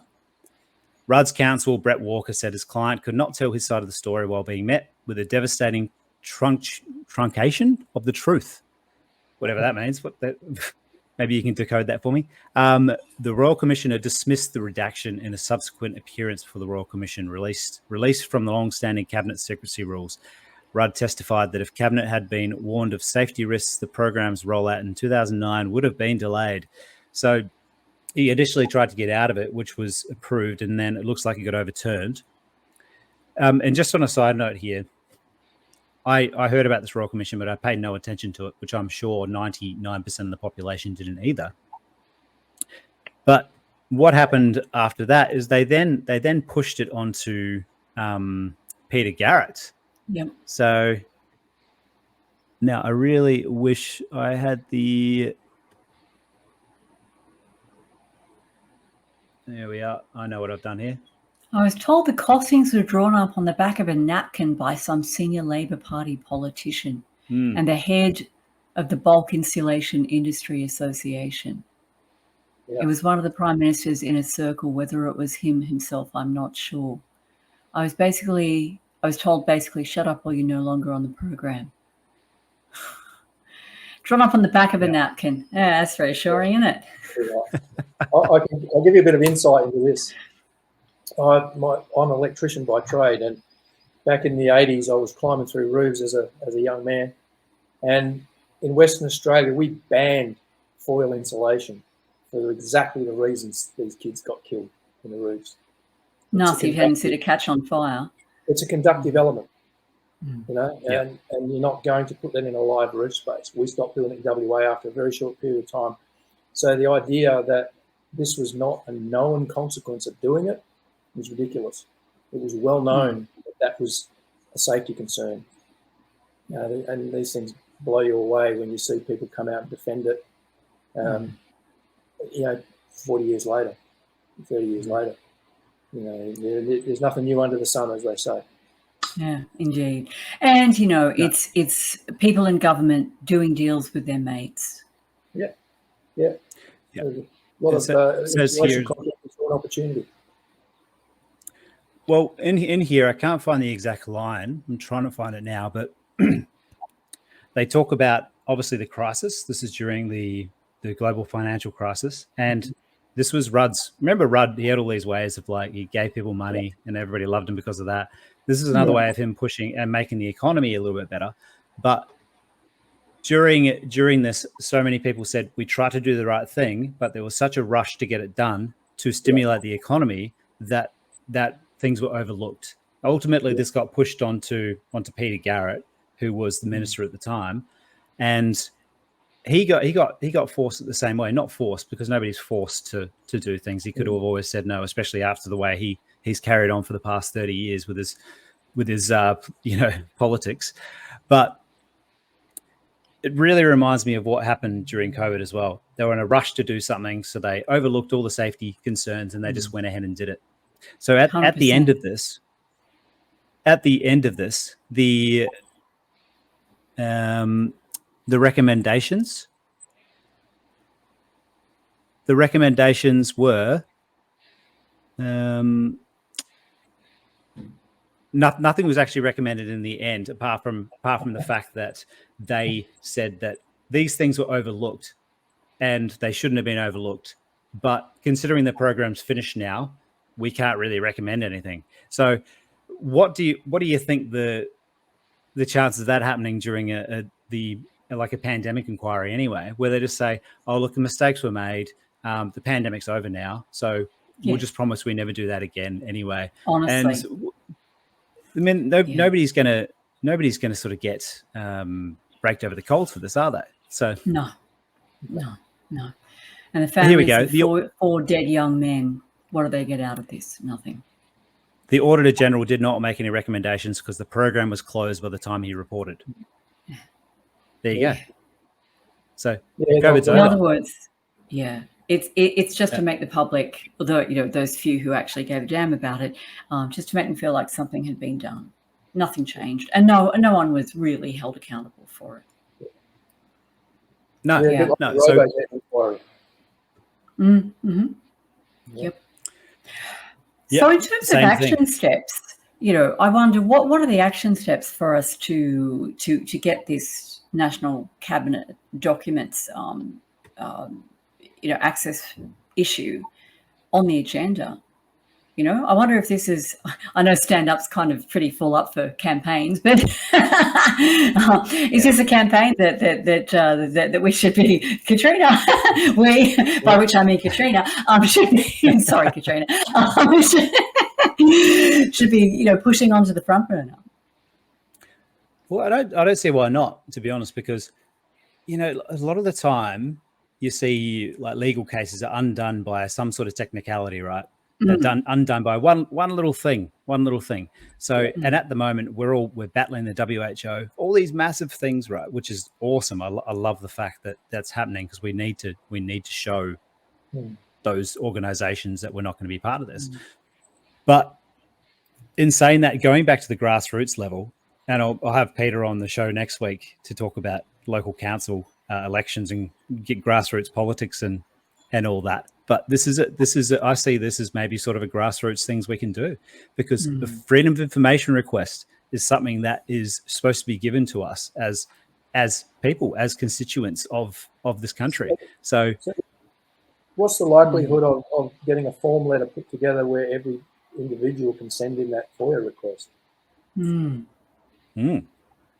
FOIA request can come from any member of the public who has standing. So if you were, if you lost your job or you were injured by a vaccine, then you have standing. And so that's a hell of a big percentage of the Australian population, isn't it? A hell of a big percentage of the Australian population. Rather than putting petitions together to get 100 signatures, if you get, or 100,000 signatures, if you get 100,000 FOIA requests all asking for the same thing, you table that in the Senate or the Parliament or wherever Rex Patrick is operating, then perhaps that's a campaign worth doing. And as you say, and I'm probably convinced by your argument that it's a far better way to go than the Royal Commission route. If you get some independent journalists to go through those documents once they're released and put together the articles that show what really went on. Yep. And it all relies on that FOIA request, yeah? Absolutely. And yes, there's even just the making that process visible, making it in the same way that, just to look back around something we were talking about earlier, when all of these kids on TikTok are suddenly reading the letter, Bin Laden's letter to America and going, what's this? Never saw this. And then kind of watching the process unfold of how that was shut down. I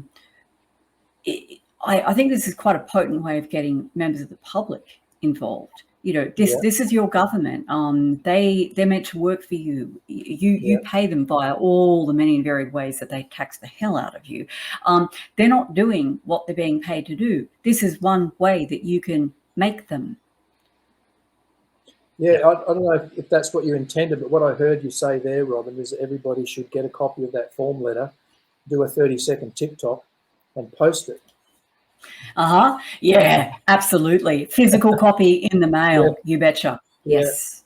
And get that trending. And, people say, well, what's this all about? Well, we want to know the truth. Who's let's get some kids on TikTok to read it out. That'd be fun. Yeah.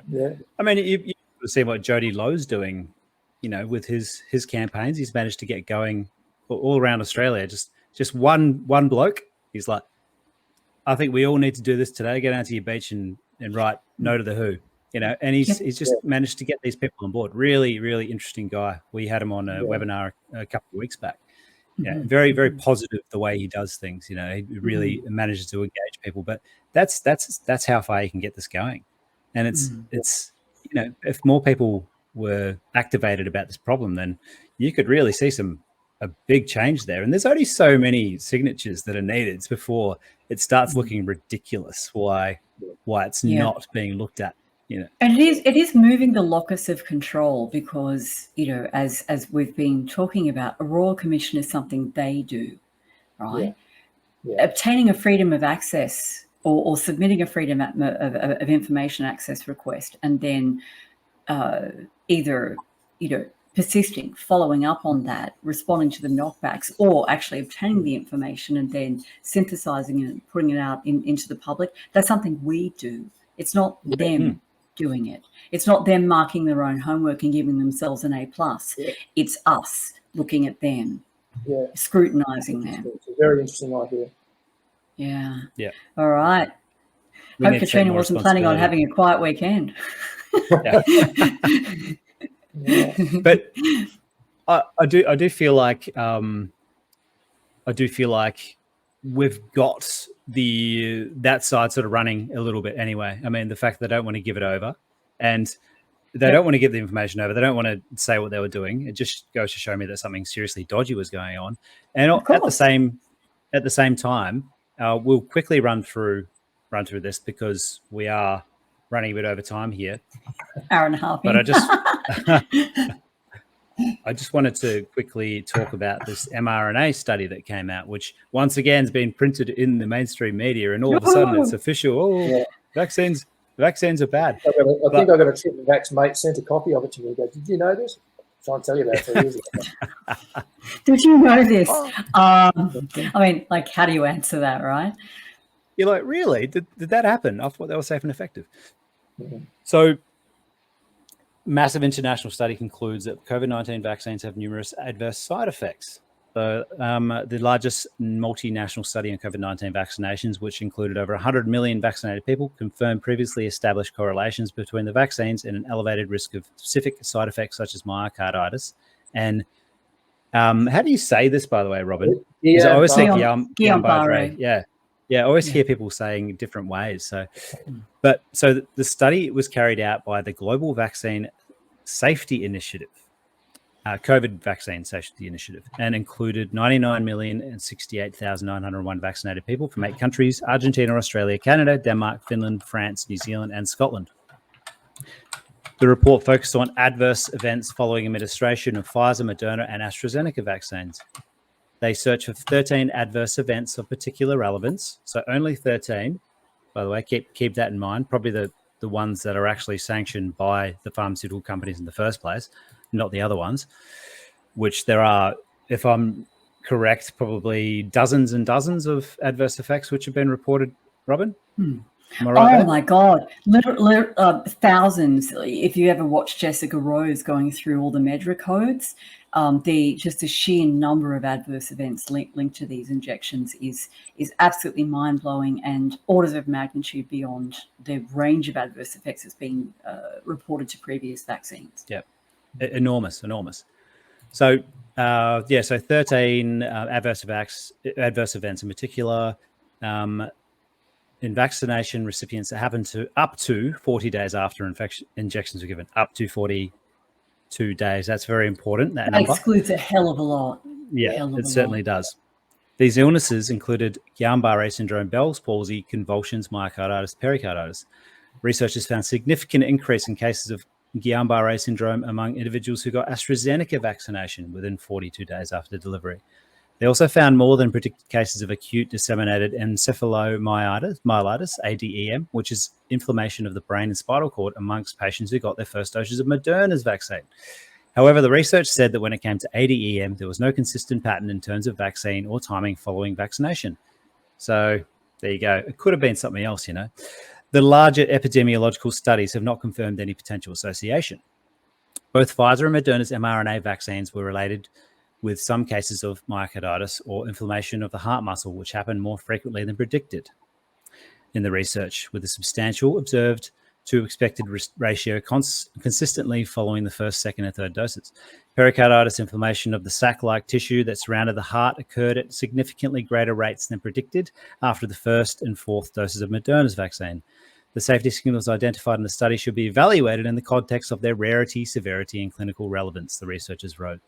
Moreover, overall risk-benefit evaluations of vaccinations should take the risk associated with infection into account, as multiple studies demonstrated higher risk of developing the effects under study, such as GBS, myocarditis, and ADEM, following a SARS-CoV-2 infection rather than vaccination. So, several of the researchers also disclosed having contacts with or having previously received compensation from biopharmaceutical firms Gilead Sciences, AbbVie, Inc., Pfizer, and GlaxoSmithKline. Now, one of these people is this lady here, Helen Purtousis-Harris. Now, she is a vaccine scientist from New Zealand. Now, Helen Purtousis-Harris would like to think that she's completely independent and she doesn't have any conflicts of interest. So Helen Purtousis-Harris was on a show in New Zealand called The Platform a little while ago.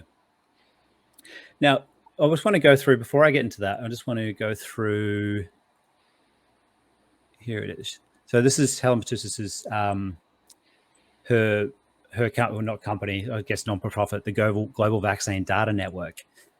Now, this, I'll come back to that. So we'll just play this little clip here. Now, Helen Purtousis-Harris was on the show last year, and this is what she had to say about the vaccines. Oopsie. Oh, you've all disappeared. Here we are.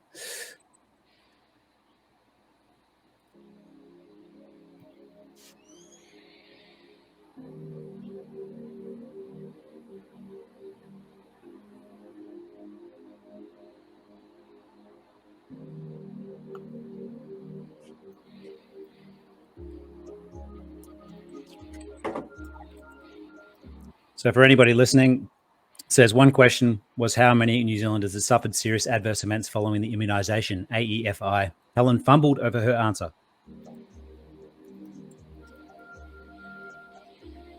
So how many New Zealanders can we say, because they keep on sending me texts telling me that their lives have been destroyed and everything.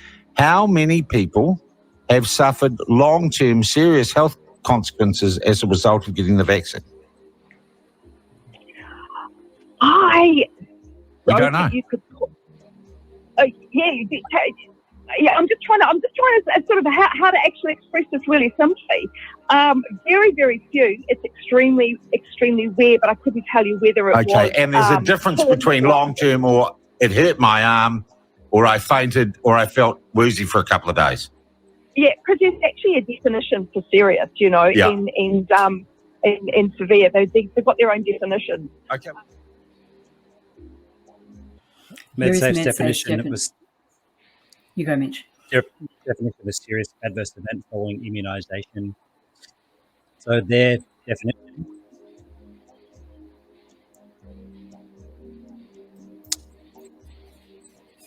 is a medically important event or reaction, requires hospitalisation or prolongs an existing hospitalisation, causes persistent or significant disability or incapacity, is life-threatening, causes a congenital abnormality, birth defect, or results in death. Not a sore arm. No.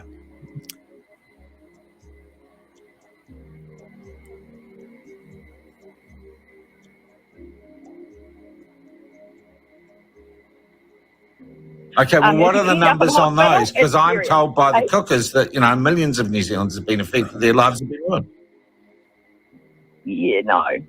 No. Are we talking hundreds or thousands, Helen? No. Long-term, 10, perhaps.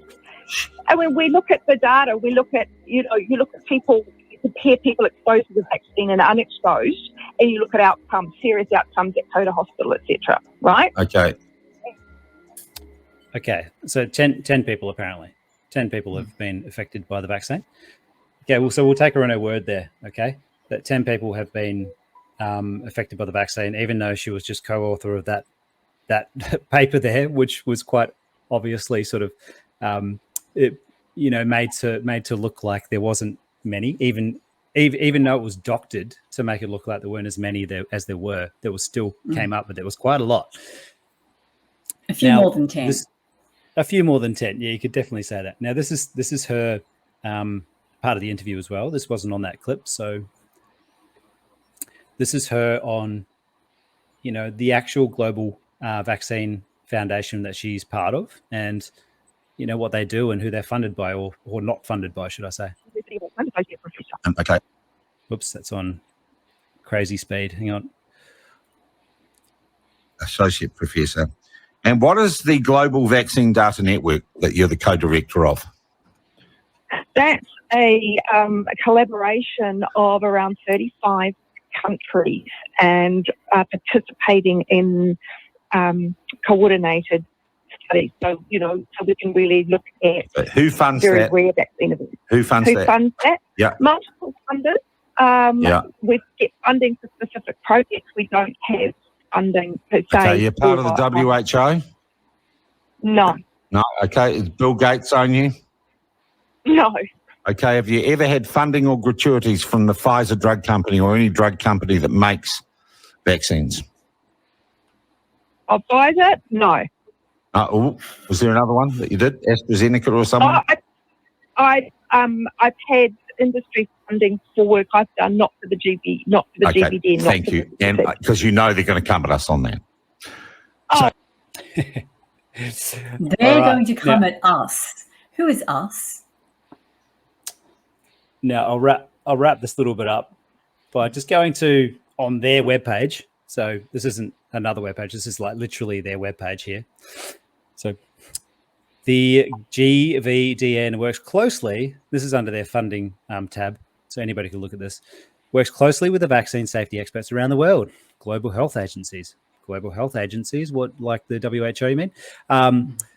Other global non-profit health alliances. The GVDN receives seeding money from the Gates Foundation. But she's not owned by him, Mitch. She's not owned by him. She just, got money from him. That's not the same thing, of course. Seeding funding. So basically, without them, they wouldn't exist.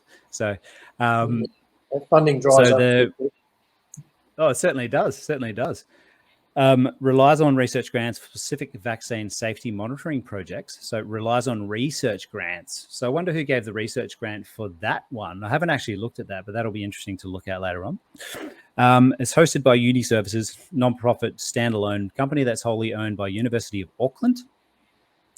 And in 2021, April, the GVDN received significant funding from the US Centers of Disease Control and Prevention for a project over 3 years entitled Global COVID Vaccine Safety. In August 2022, the US Centers of Disease Control and Prevention granted additional funding to extend the GCOVS project by 2 years and expand the number of sites participating globally. The purpose of this project is to put in place a coordinated and harmonized post-introduction active surveillance infrastructure in diverse populations across the globe to assess the safety of COVID-19 vaccines. This infrastructure will be capable of responding to safety signals post-introduction of COVID-19 vaccines.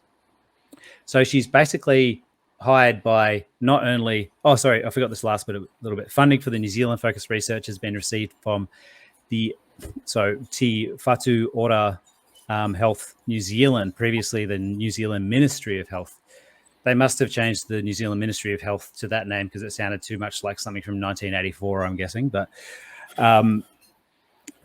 so the Ministry of Love.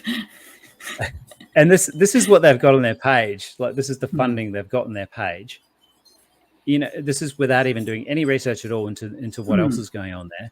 And it clearly says that she got funding from the Gates Foundation. She obviously global health agencies. I'm not sure if that means the WHO, but knowing the Gates Foundation works very closely with the WHO and is quite a large donor of the WHO, I can assume that's right. And the Centers for Disease Control. Yeah, and going back to a story that we did a while back too, Robin. Yeah, about the AstraZeneca vaccine and how they were trying to slam that and put all the blame onto that.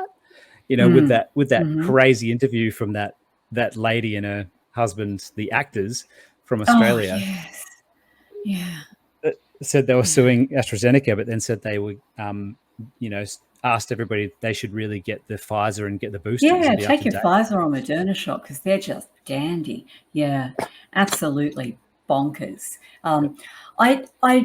Could you go back to? Sorry, Mitch. I know you've got other things to cover. Could you just go back to the first thing that you put up about this, the study that the lovely Helen co-authored? Because the actual study or the article. Oh, the article about the study, sorry. Yeah. There's something that I just briefly want to make a point on. Moreover, overall risk-benefit evaluations of vaccination should take the risks associated with infection into account, as multiple studies demonstrated high risk of developing the events under study, blah, blah, blah, from infection rather than vaccination. It's already been established that the vaccine doesn't actually stop you getting the infection. So even if that were true, which it's not, how is it relevant? And also, they're clearly not taking into account that there is pretty clear evidence of what's called vaccine-enhanced disease. Okay, so in other words, if you got the jab and then you got the infection, the probability is very high that you'll have a worse time with the infection if you got it after the injection, right? In other words, having the vaccine actually causes you to get the disease worse if you get infected. All right. So none of this is taking into account. The whole thing's just so funny baloney. It's not funny. Not to mention every other bloody disease out there as well. So, and you can see here, right? So this is excess deaths in New Zealand. So this is over the first year of the pandemic. Comes to August 2020. Had fewer deaths than expected. Yep. A lot fewer deaths than expected. So you would probably expect to see a little spike after that from the people that didn't die in that time to die later on. So some of this can be sort of explained by that. So you've got excess deaths here. Now I'll just show you when vaccines were introduced. So February 15th was when they were introduced, and they were only given to a few people. And then the first major spike of vaccines, like this is here from Our World and data, shows that 1.55% of the population got their vaccines on September the 3rd. Around September the 3rd anyway. Now, so you'd expect that if a lot of people got their vaccines, that you would see death rates falling, people would be protected from COVID, so you couldn't blame the whole COVID thing. But what do we see around September? You see a slight dip here, and then it takes off. Yeah. Absolutely takes off. Yep.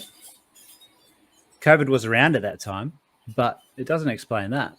So if everybody was vaccinated, why are people dying? And it stayed like that. This is the worrying thing. Look, we're in December 31st, 2023, and you're at 25% excess mortality. Yeah. After the vast majority of the population had their jabs, and the majority of people had probably been exposed to SARS-CoV-2. So why do you have these persistent excess deaths and out of season, very out of season? As Denis Rancourt has pointed out, as soon as you get away from the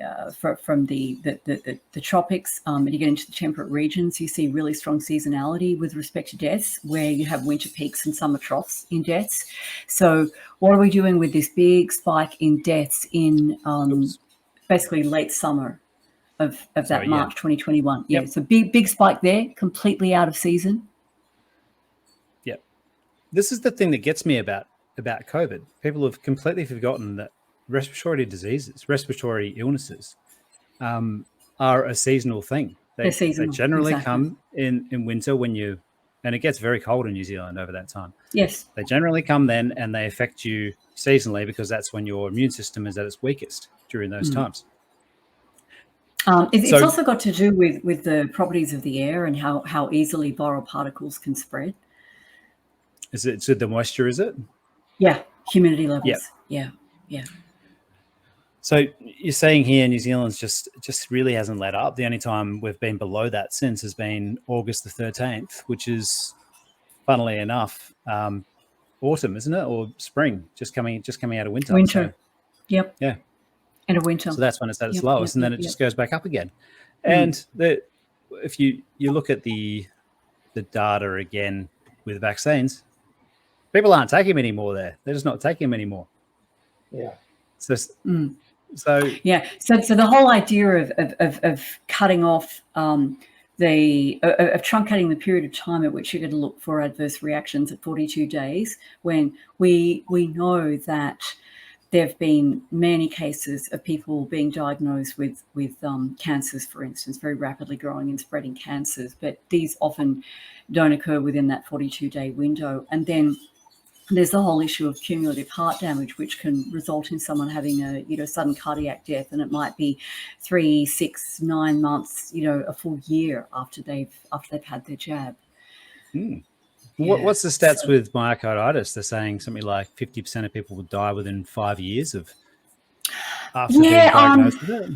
So it really depends on the cause of the myocarditis. There are different categories of causation, and SARS-CoV-2 COVID vaccine related myocarditis really hasn't been around long enough as a clinical entity for us to say for sure whether people who get myocarditis from it are going to have, this life expectancy or a longer life expectancy or whatever, right? But based on previous experience, there's a high mortality rate anyway. For myocarditis. Yeah. Now I know Michael needs to go on to other things.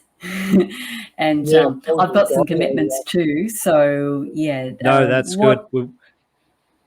We're wrapped up now anyway. I just thought that was interesting. Just to close as well, we've got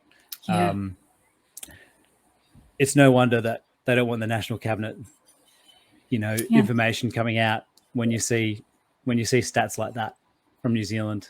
It's absolutely. I think more than anything, those stats, when they do come out, whether it's FOIA or whatever, it will have to be reported in the mainstream media, and it will have to be taken as legitimate. Yep. Definitely. There's a lot of spin doctoring that can go on with stats though, and the ABS has been having fun and games about how they calculate excess mortality. So, yeah, that's. I mean, but can you do FOIAs on raw data? That'd be an interesting one, wouldn't it? You know, we want the database like before you go messing around with it with your clever little stats boys, rather than after. Well, thanks, guys. Thanks for joining me, and thanks for staying on for a little bit longer as well. I hope I haven't put you in a rush. No, great to catch up with you again, Michael. It's been too long. Yeah, you too. Again soon. Yeah, you bet. Lovely, guys. All righty. And let's kind of put our heads together about this National Cabinet's FOIA issue, because I think there's really fertile ground to be ploughed there. Trending on TikTok. What are they hiding? Yeah. I mean, I have never been on this particular platform, but I don't see why we can't harness it to our advantage. Yeah, look, it works in two ways. And when they see that it's been censored from TikTok, then it'll open up that whole can of worms as well. So hopefully so. Yeah. Yeah. Well, I was going to say maybe we can get some help from Osama bin Laden to write it, but yeah, maybe not. We'll tell you still alive. Who the hell knows, right? Oh dear. On that note. All right, guys. Well, thank you very much, and we'll hope to speak to you soon, Michael. But have a great week, guys. Yep. See you next time. Okay. Bye for now.